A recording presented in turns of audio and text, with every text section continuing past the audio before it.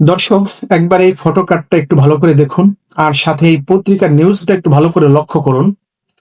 শিক্ষা মন্ত্রণালয়ের চূড়ান্ত সিদ্ধান্ত অনুযায়ী এখন থেকে শিক্ষা প্রতিষ্ঠানের শিক্ষক নিয়োগের ক্ষমতা চলে যাচ্ছে ম্যানেজিং কমিটির হাতে, যেখানে সভাপতি হতেও কোনো শিক্ষাগত যোগ্যতার প্রয়োজন হবে না।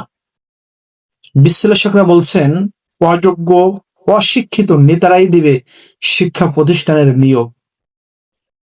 তৃণমূলের রাজনৈতিক প্রভাব আর ম্যানেজিং কমিটির দখলের মাধ্যমে যদি এই নিয়োগ চলতে থাকে, তবে সারা দেশের শিক্ষা প্রতিষ্ঠানগুলো খুব দ্রুতই দুর্নীতি ও ঘুষ বাণিজ্যের আখড়ায় পরিণত হবে।